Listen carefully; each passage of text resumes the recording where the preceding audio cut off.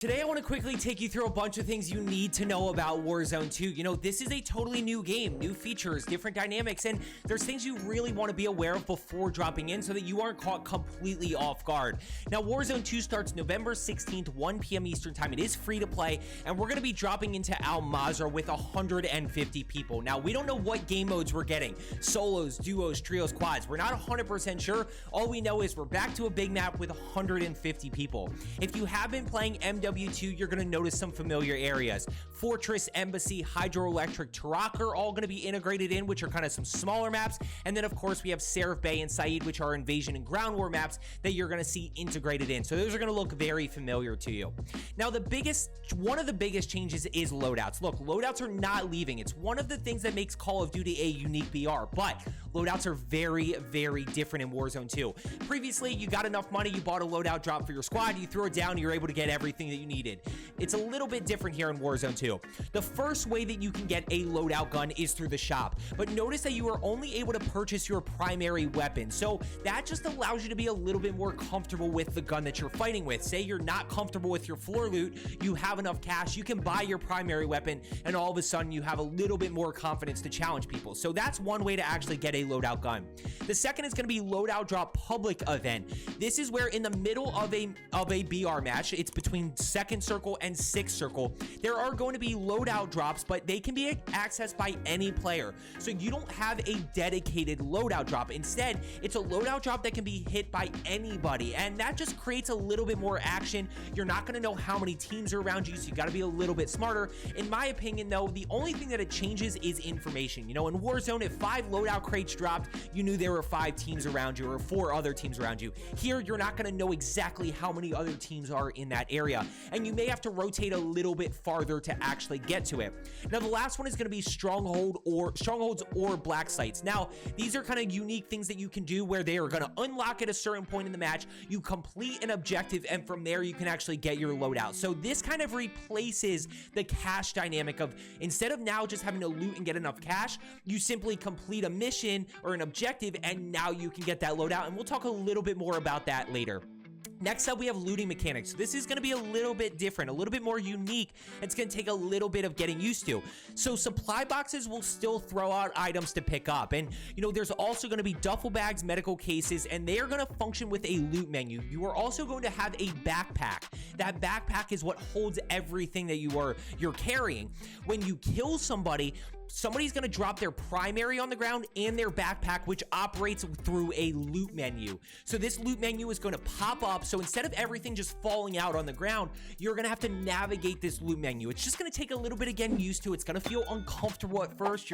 First time you run into it, you're going to be like, what is this thing? But you're going to easily be able to start to navigate that and grab what you actually need. So understand that when you kill somebody, they drop a backpack. That backpack opens up through a loot menu, and you can then see exactly what you want.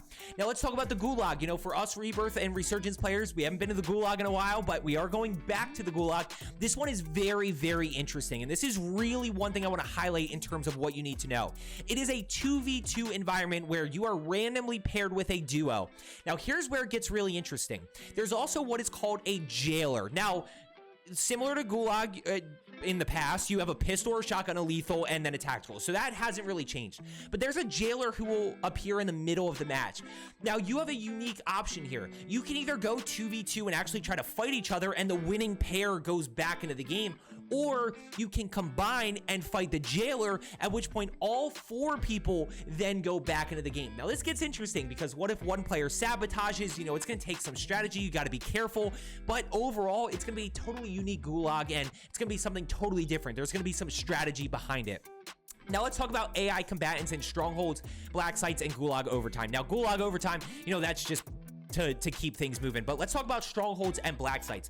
As I mentioned, Strongholds and Black Sites are a great way to actually get your loadout. And like I said, they are going to be marked right here in your in-game tac map, so you will be able to see where they are, and you opt into engagement engagements with AI combatants. Now, these guys actually shoot back. Like, they are not bad. If you were to create bots on Modern Warfare 2, like, they might be on the hardened or regular setting. It's not like they're just legit bots roaming around and not doing anything. Like, they're actually going to shoot back at you.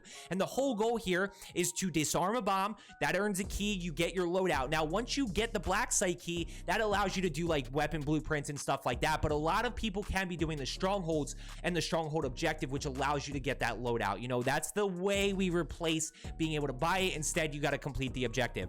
Now, I want to talk about some new features here that you need to be aware of. Let's talk about the circle collapse, because this is something that's super unique. You know, you have one of two ways that an end game can happen. The first is the traditional way. It just keeps closing smaller and smaller. The second way here, though, is it can be split into 3 different circles. So it gets a little smaller, and then all of a sudden it's split. So you got a circle here, a circle here, and a circle here, and anybody within those circles are fighting. So it's creating more close quarters combat, and then it comes back together once some teams are eliminated.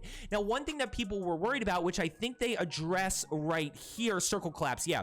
So, you know, one thing that people were worried about is cross-circle engagements. You know, if you're stuck in a circle by yourself, can you actually fight people in other ones? Well, you can with a sniper. So that's going to be super interesting. It's going to be, I think snipers are going to be very good in this map, simply because of the pace of play and the size, but also because of this right here.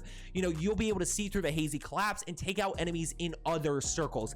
And then, of course, you can use gas mask, you can stims to push into another circle, at which point you can engage. But ultimately, those 3 things are going to come back together. You're going to have to think about strategy in terms of rotations and positioning and stuff like that.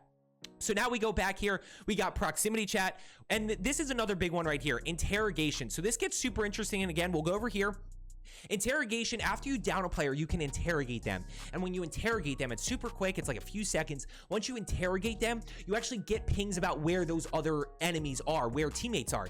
Now, this is very high risk, high reward, because if those teammates are close, that enemy that you've downed can also ping you and tell his teammates, hey, this guy's interrogating me, come kill him.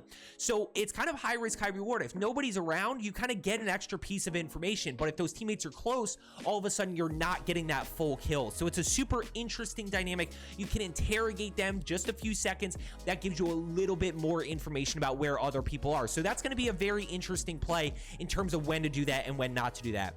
Now, we of course have vehicles here, and I want to go to here for vehicles. Where are we going? We've got a bunch of new vehicles, and be aware of some of these things, because we need to think about how many people they actually hold. For example, an ATV holds 3 people. It holds 1 driver and 2 passengers now. So you can fit 3 people on this ATV, whereas previously you could only fit 2. And of course, damage rating low. We've got the UTV right here. There's a lot of vehicles, right? It was one of my biggest concerns, is because of the pace of play, can you move around the map? The answer is yes, because of all the vehicles. You've got the UTV, you've got the hatchback, which holds 4. That holds 4.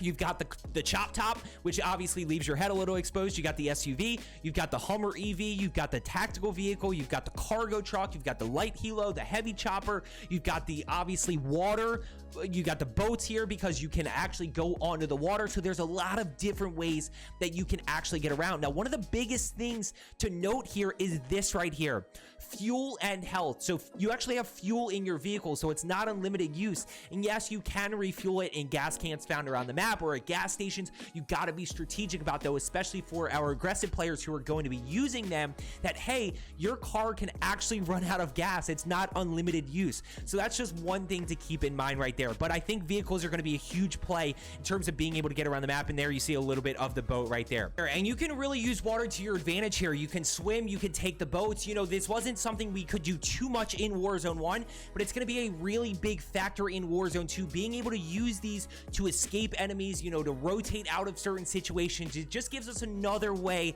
to go about rotating. So I hope you found today's video helpful. Subscribe down below for more Warzone 2 content. I'm going to be doing a lot of videos on how to improve, best loadouts, things you need to be aware of. And as I always say, let's get better today, and I will see you tomorrow.